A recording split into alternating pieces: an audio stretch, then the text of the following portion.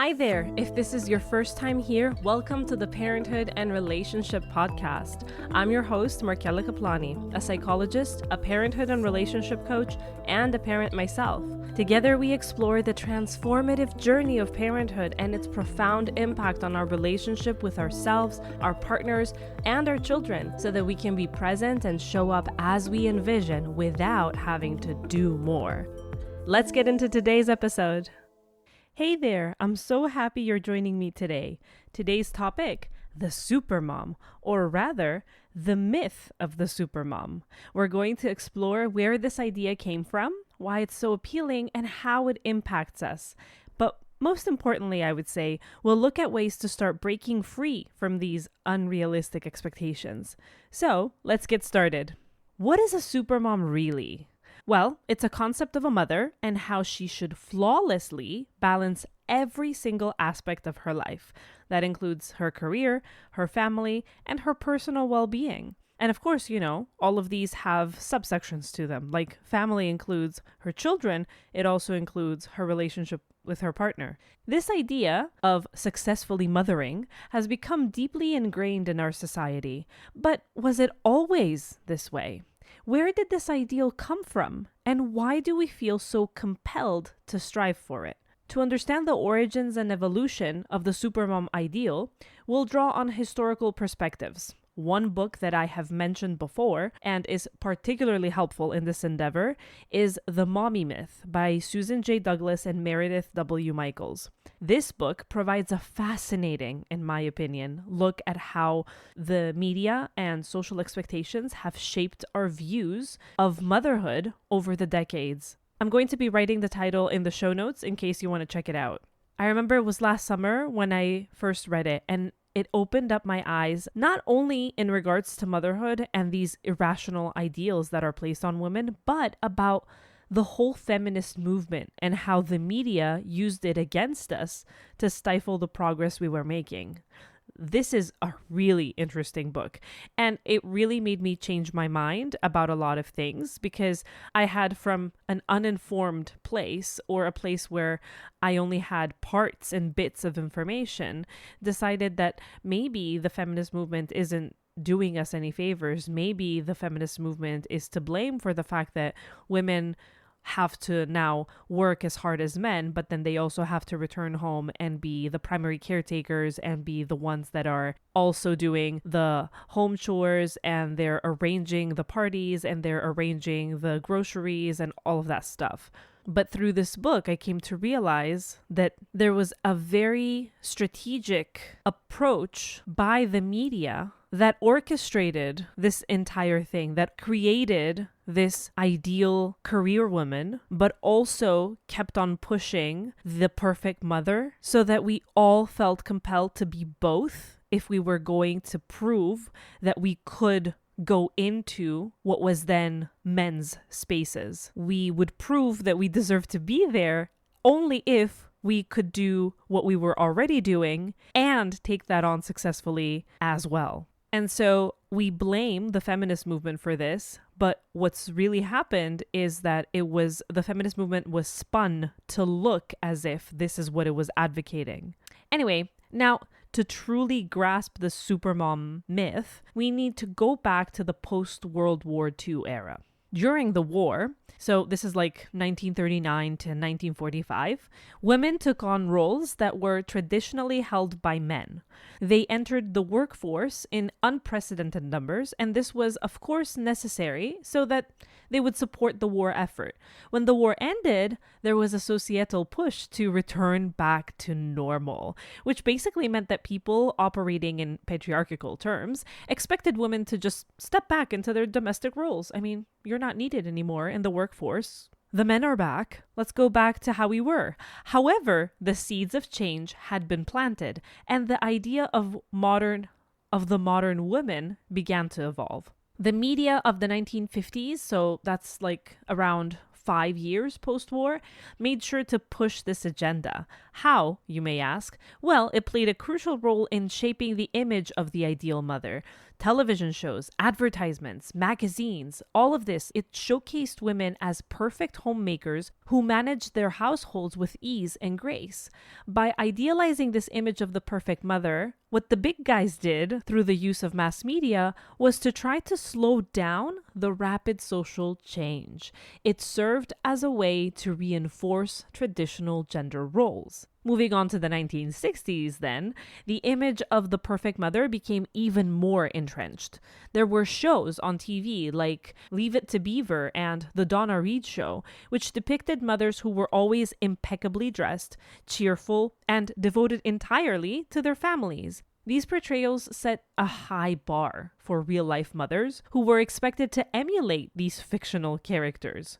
And none of this is said explicitly, that this is the expectation. But that's exactly what the message is, and we hear it loud and clear. It's the same that we discuss in our times with social media when we talk about the Insta-perfect mom and the Pinterest mom. The media's portrayal was very powerful because it provided a very clear model, unrealistic, but clear, demonstrating what a mother should be and what is appreciated in a woman, because that's all we saw on TV. This model left little room for the complexities and challenges of real motherhood simply because they were never mentioned or showcased, creating this sense of inadequacy among women who couldn't meet these unrealistic standards. But now let's skip over to the 1960s, which brought about significant changes as women entered the workforce once again. But this time, not because it was necessitated due to men being away, but because of the movement for equality. That is where the notion of the career mom emerged, adding a new layer of expectations. We were now expected to excel professionally while still maintaining our roles as primary caregivers. The phrase having it all originated then. It became a mantra, but it also added immense pressure. Media icons like the characters in Working Girl and Baby Boom portrayed women who juggled demanding careers and had perfect home lives, and this further embedded the supermom myth. The successful career woman had to act like a man, which meant devoting many hours at work, being ambitious, acting as though she had no children. The successful mother, on the other hand, had to be ever present and fully fulfilled by motherhood. And there was the unspoken expectation that we could be both. Ever read the quote, "The world expects women to work like they don't have children and raise children like they don't work"? Well, that's when it all started.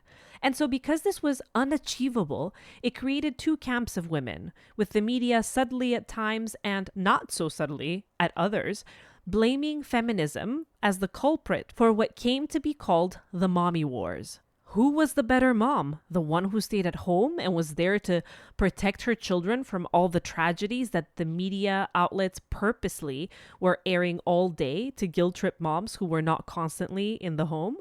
Or was it the working mom? Was she better? Because not only did she provide a better income and future for her children, but she exemplified the importance of being a hard worker and independent. And so she further paved the way for gender equality. Clearly, since it wasn't okay to be either or, we fought one another.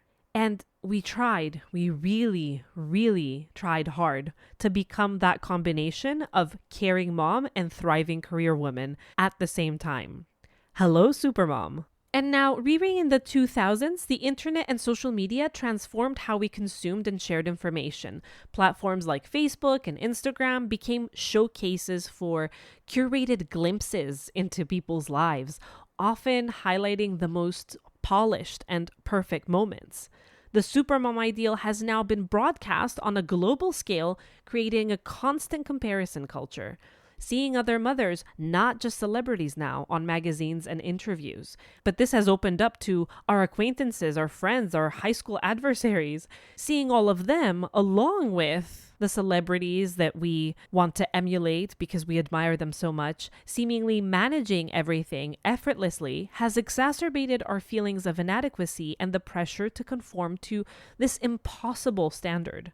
And so now that we understand how we got here, it's time we take a closer look at what it means to be a supermom. The term describes a mother who appears to manage every aspect of life flawlessly. She excels at her job, she maintains a pristine home, she prepares a nutritious meal, she attends all her children's activities, and somehow she still finds time for self-care and personal hobbies. And, oh, of course, she's the perfect wife too. So she's adored by her husband, who cannot get enough of her. She's definitely putting in the work in her relationship as well. This woman is seen as tireless, endlessly patient, and perfectly balanced. She is the epitome of efficiency and capability. Oh, how I would have loved to be that, wouldn't you? And that's how we all fall into this trap, because just by thinking like this, just by looking at this image and seeing it as this amazing thing, we make it a possibility in our minds. We think that it's an actual goal. And so it becomes our mission to become this tireless and willingly self-sacrificial being, handling everything without complaint, always putting our family's needs above our own. This image is not just appealing because it is drilled in our brains since we were young. No, it's also very seductive because it embodies the ultimate control and capability. The supermom is not just a mother, she's a superhero in disguise, able to manage the unmanageable with grace and poise, and with a smile. It is no wonder then that in my work with couples, the issue of control comes up a lot. Moms become overwhelmed by this need to be on top of everything, not being able to let go, while their partners start feeling like they're always being told what to do, told off for not doing it in a very specific way, and eventually they end up feeling worthless. But at the same time, that's what's expected of the woman. She's supposed to be in complete control in order to achieve doing it all, right? But as I just alluded to, in our effort to be a supermom, we often are met with very negative consequences. On a personal level, this relentless pursuit of the ideal can result in chronic stress, burnout, and a significant toll on our mental health. We find ourselves constantly exhausted, feeling like we're never doing enough. The pressure to meet these high standards can lead to feelings of guilt, like we've discussed in several episodes, inadequacy, and a diminished sense of self-worth. And let me just say this, we learn to be silent about all of this. We cannot admit that we're struggling because all of us, whether consciously or subconsciously, are pretending to be supermoms to some extent. When I say subconsciously, I mean that even in our effort to simply hide that we're not losing our S, in our effort to just not publicize the hardship and even misery that we feel at times, we are also part of the problem. We too promote this silencing, and in turn, we encourage the image of the perfect mom, which overwhelms the media. And of course, I'm not saying that we should be on our social media just complaining about motherhood either. My gosh, it's sad that I have to make such a disclaimer, but I do, because I've read somewhere this complaint, I guess, I don't know what I would call it, that our generation of mothers hates motherhood. And I was stunned by the oversimplification of this whole matter. It's a very sad attempt to maintain the ideal of the supermom. From all the accounts that I follow, in which I see mothers speaking honestly, not one of them has ever given me the impression that she hates motherhood, let alone her children. It baffles me that we equate talking about our frustrations with regretting our choice. One is not the other. It could be. There is a world where a woman may regret becoming a mom, and that is also valid. Does that mean that she's a bad mom and she hates her kids? Highly unlikely. I won't say never, but highly unlikely. The supermom myth sets a standard that is, by its very nature, unattainable for most of us because, well, we are asked to excel in every aspect of our lives simultaneously. We push ourselves beyond reasonable limits. We get chronic stress trying to be everything to everyone without taking a moment to breathe and acknowledge our own needs.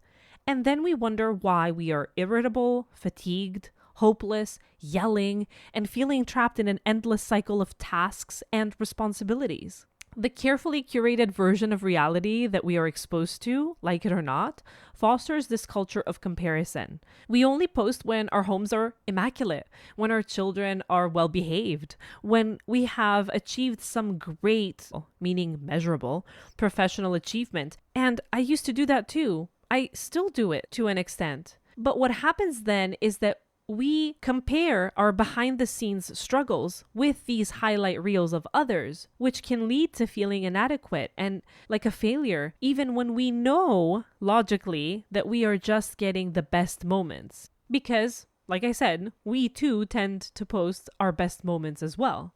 And that's not just for vanity's sake and to prove something.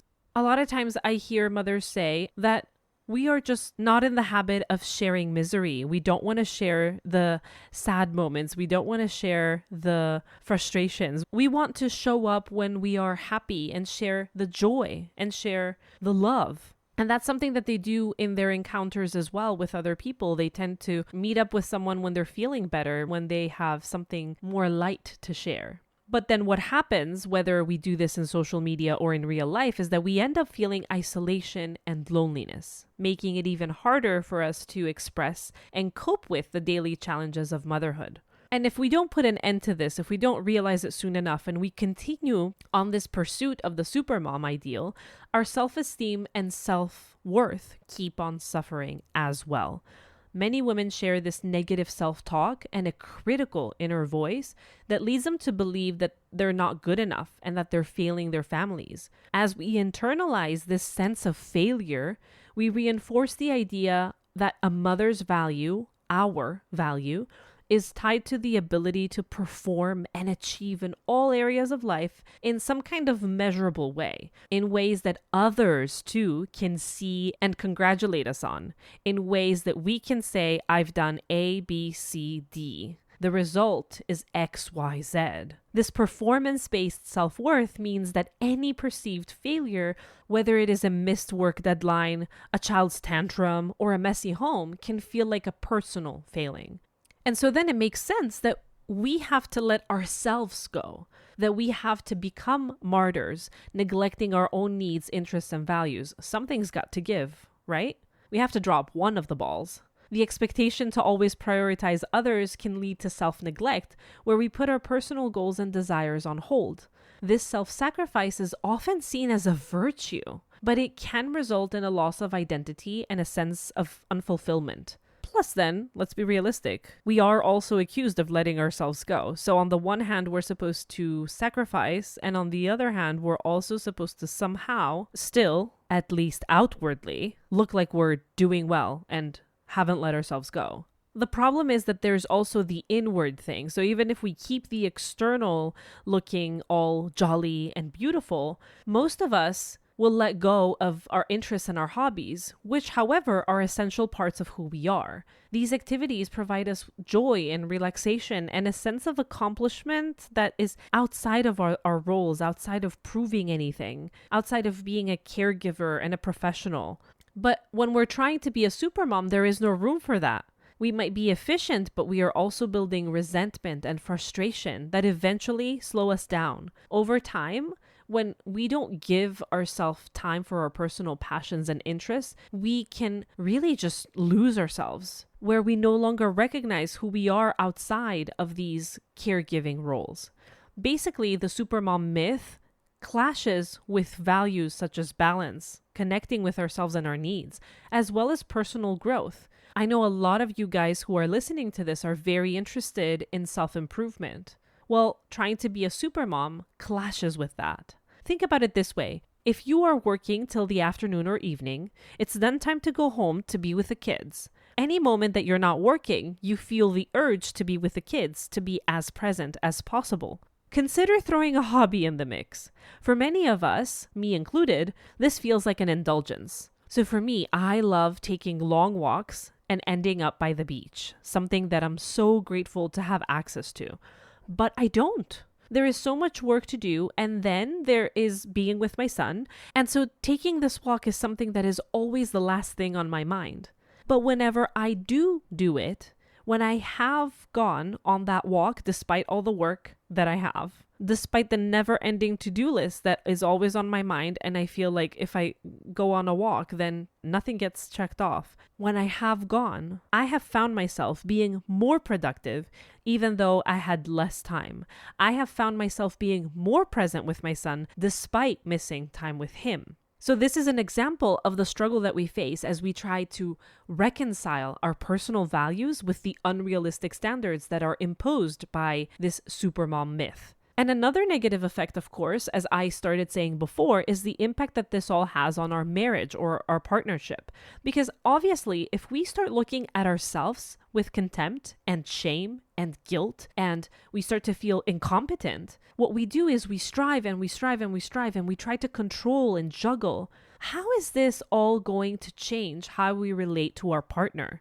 If the way that we relate to ourselves changes, the way that we relate to others changes as well, whether we are ready to admit it or not. So if I am harsh on myself at this point in time, if I've become very controlling because I think that things need to be done a very specific way, it's almost a given that I will be just as harsh on you, my partner. Your contributions are not going to be enough. You're not following my manual. You don't get just how important this is. You don't have the supermom myth looming over you. You are not up to task. You are not enough. And you can see clearly in this scenario how this is, at least in part, a projection. Because there may truly be a gap in the support that this woman needs and what she receives, yes. But there are other cases where the support is there, at least to an extent, but it is scorned. And so the willingness to be there and continue to be supportive as the partner dwindles. And then she gets more disappointed and gets less help, and the vicious cycle goes on until someone recognizes the pattern and does something about it.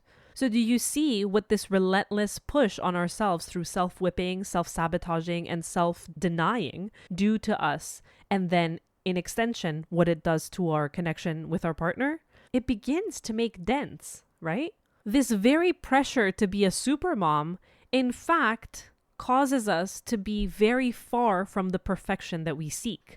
Our patience is low, our energy is depleted, and so any meaningful connection, whether that is with our partner or our children, is lost. We think we are doing great, but the empty feeling at the end of the day that urges us to do more, to do better the next day, shows this lack of connection that we think we need to fill with more homemade toys, more activities, and more projects. It's a never-ending cycle that feeds into our self-punishment by denying ourselves the time that we need to recuperate, to take care of ourselves and give time to ourselves. And here is where this all gets even trickier. Being a supermom is clearly impossible when we consider that it requires of us to reach perfection both as people, as women, and as mothers, which often very much clash with one another. Being a respectable person in our capitalist society requires one to be very ambitious, driven, multifaceted. These traits are highly valued in the professional world. Success is typically measured by career achievements, financial stability, social status. Being accomplished means that you pursue education, you develop your skills, you build your career by dedicating yourself to climbing the ranks. Ambition and drive are seen as key components of personal and professional growth. And this is all often at the expense of personal time and sometimes even our well-being. For centuries, it's also at the expense of family and parenthood too, right? If you are picturing a man in your head, you are right, because this is what was expected of men, and so this is now what is expected of women who have entered the workforce, is constantly moving forward, seeking the next milestone, rarely pausing to rest. This mentality is deeply ingrained in many cultures where hard work and perseverance are celebrated as virtues that lead to success.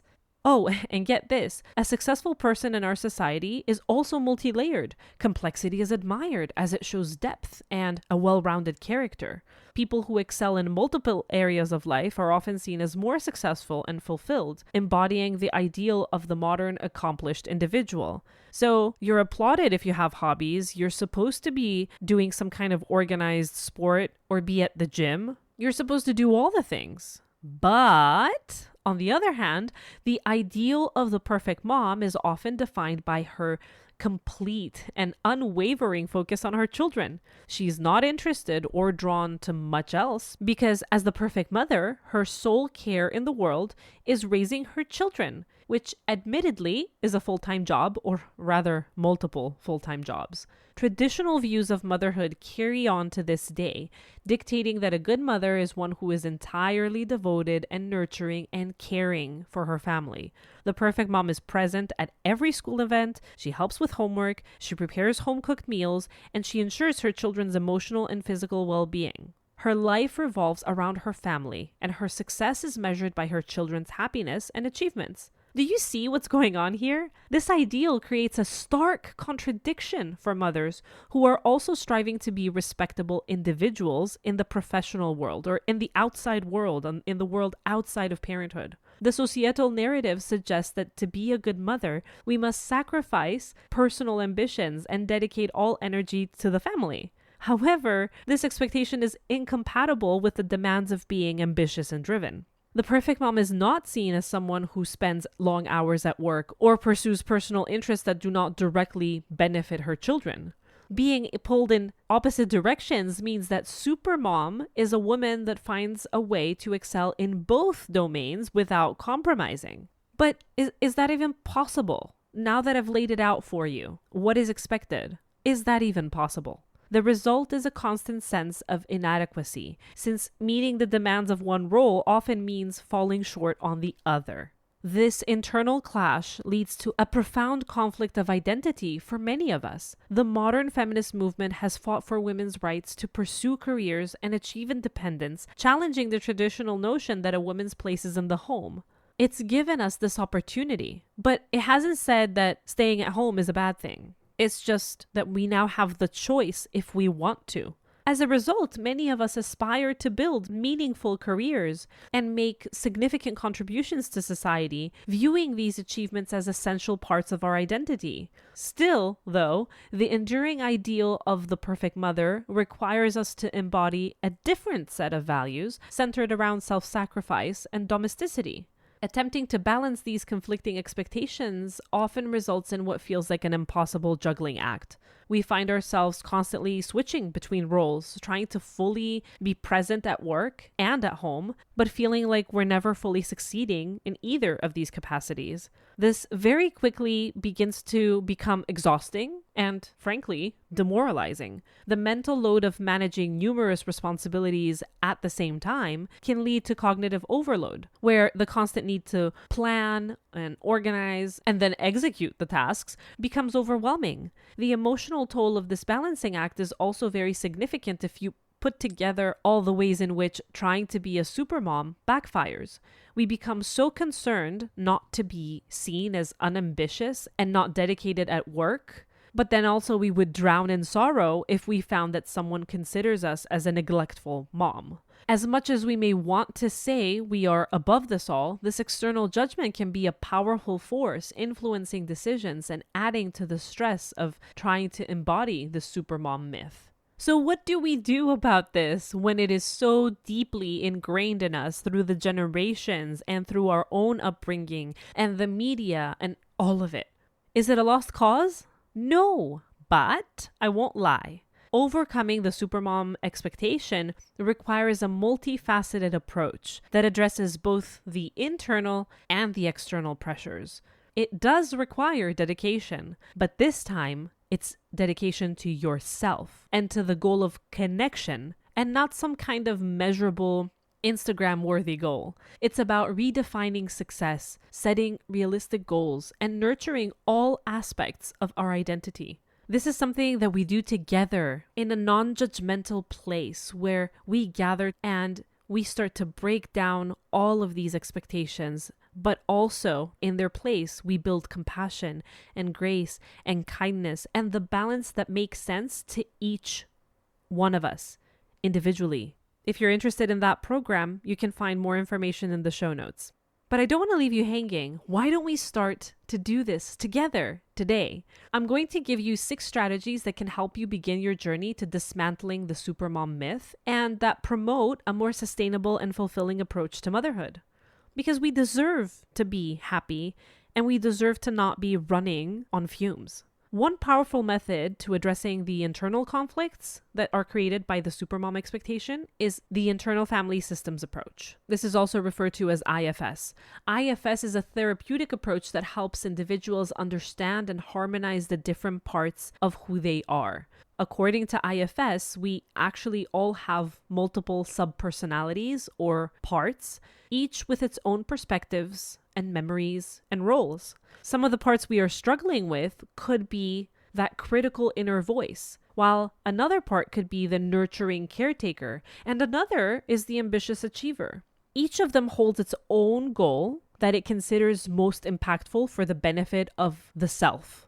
Each has its own set of emotions and motivation and is there to protect you. By using IFS, we can identify and work with these parts to understand our motivations and needs. For example, the part that strives to be a supermom might be driven by a need for validation or fear of failure. Knowing this, we can develop a compassionate relationship with this part, acknowledging the tough role that it has to play in order to maintain that we are loved and therefore survive. Because this part was most likely born somewhere in childhood, where if we lost the love, we would not survive. And so it became paramount that we do not fail at any cost. Do you see how this self-sabotaging part could actually have been working to protect you? You may now be looking at it as if it is defective, as if it is a dictator, and it is ruining your life. Oh my God, can it just stop pushing me to be a supermom? Can it just stop pointing out all the ways in which I failed? Can it stop creating this void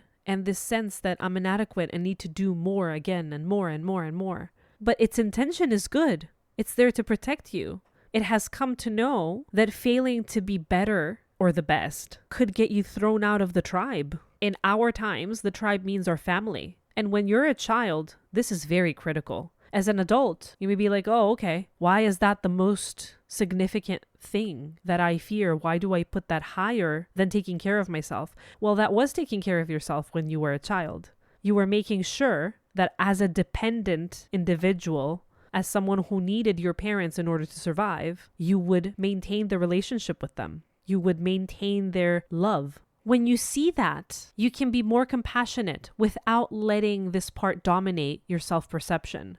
Eventually, the goal is to integrate these conflicting parts because there are the other parts of you that want something different. There is that part of you that is very, very tired and wants to rest. So when these conflicting parts start conversing with one another, because they're no longer fighting one another, because they see the good intention in one another, this can lead to a more balanced and harmonious internal state. You can read up more on IFS and try to establish this internal dialogue. Identify the different parts of yourself that are contributing to feelings of pressure and inadequacy. Identify the other parts that are frustrated and tired and angry.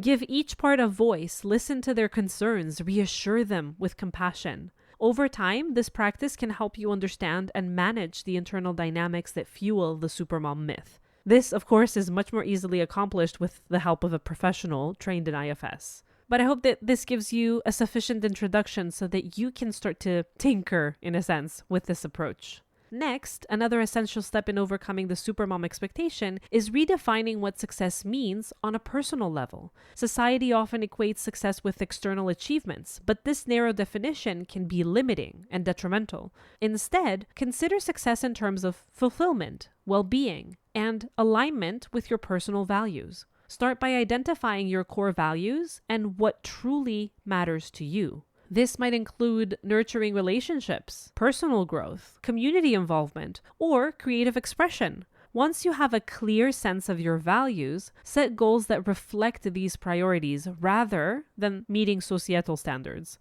For example, instead of aiming to be the perfect mother and career woman, focus on being a present and engaged parent while pursuing meaningful work. The difference might be subtle. Trying to be perfect is not the value.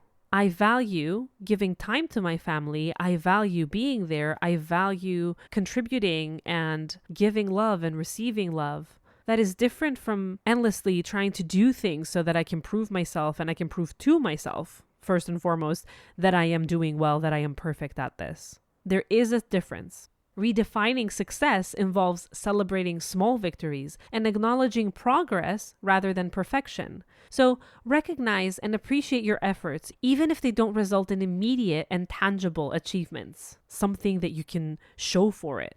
This shift in perspective can alleviate the pressure and promote more of a sustainable approach to balancing various aspects of life. A third suggestion is mindful parenting, which is a practice that emphasizes presence and awareness in interactions with your children. It encourages focusing on the present moment, on being there, rather than striving for perfection. Mindfulness in parenting can help us connect more deeply with our children and reduce the stress associated with trying to meet idealistic standards. It gets us out of our heads of counting all the things we've done and all the things we need to do, either as a parent or that we could be doing in the home or at work. And it brings us fully to the present, just doing what it is that we're doing now. This might mean putting away our electronic devices and focusing entirely on our child's needs and experiences at the time. Engaging in activities that foster connection, like reading together, playing games, or simply talking about their day.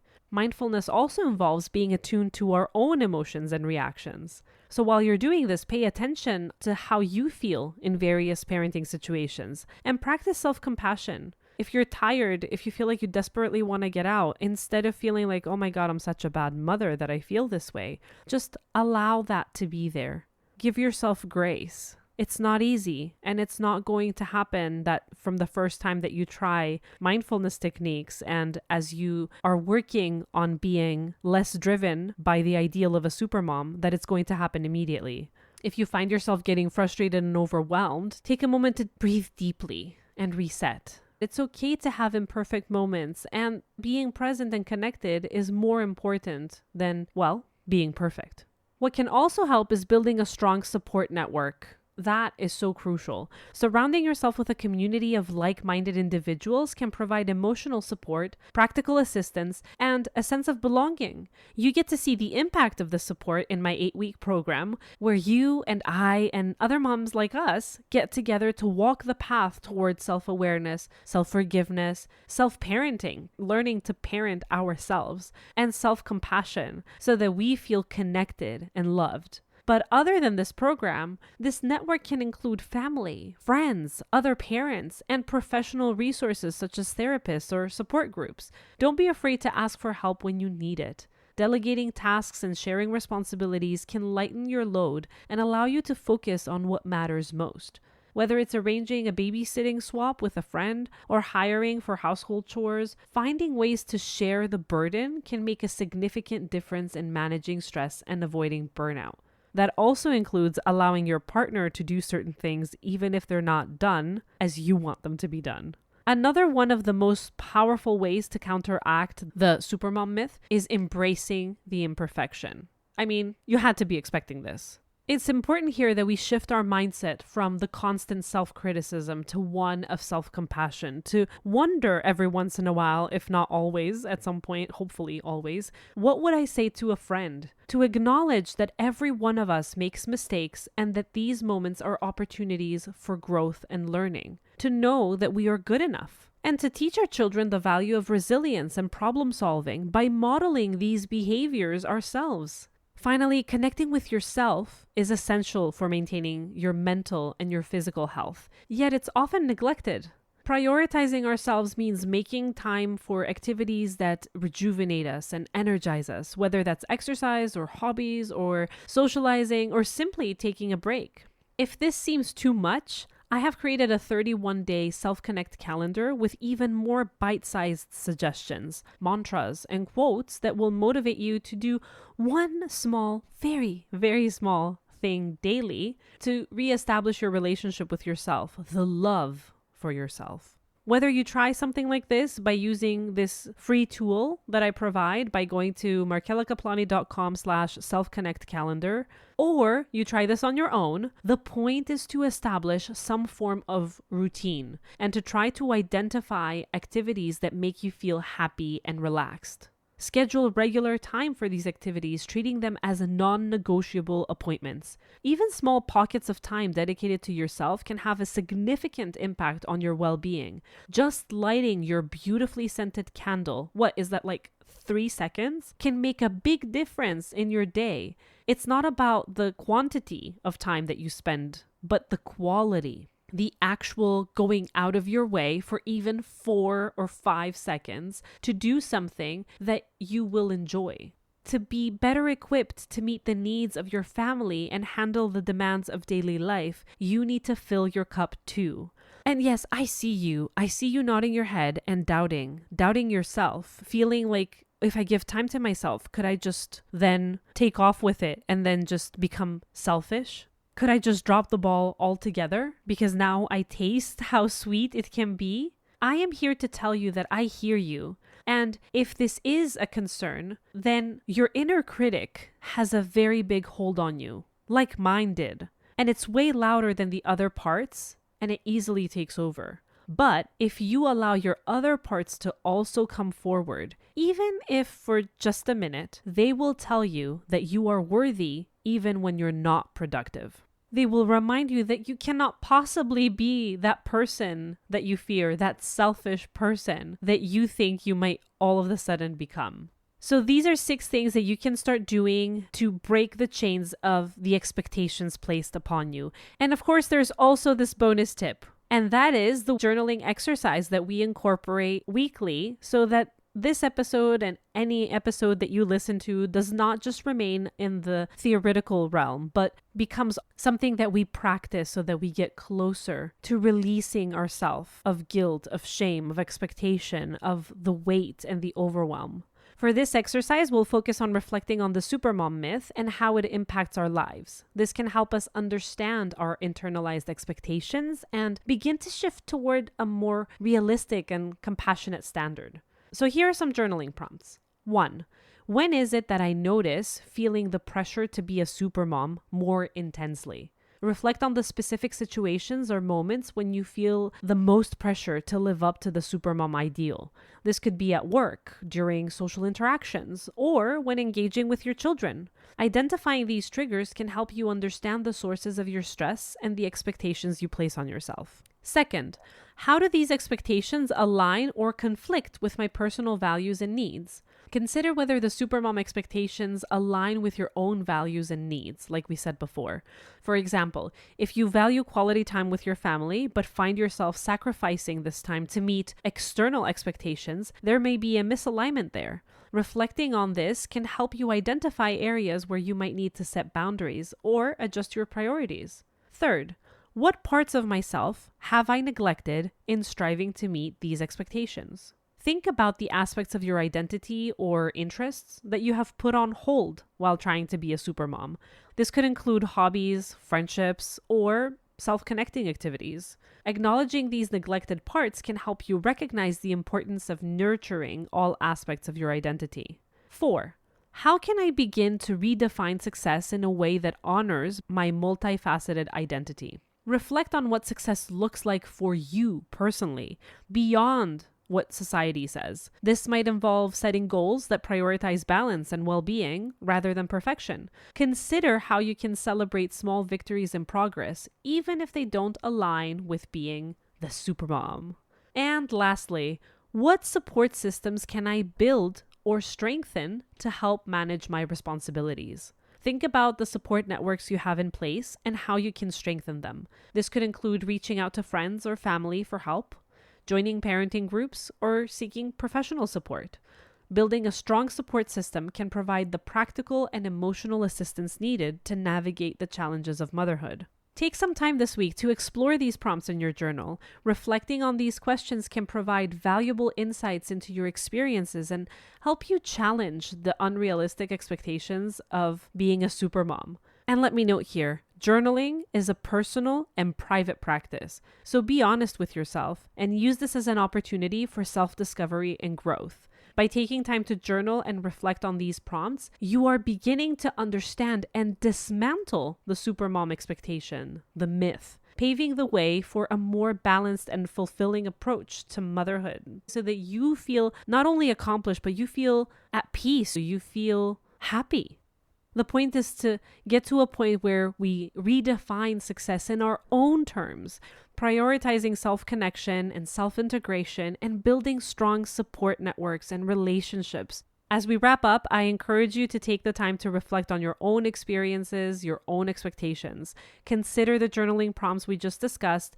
Use them as a tool to gain better insights into the Supermom myth and how it affects you personally. Embrace your imperfections, be kind to yourself, and build compassion and forgiveness. Thank you for joining me today on this journey of self-discovery and empowerment. If you found today's discussion helpful, I invite you to share it with others who might benefit from it.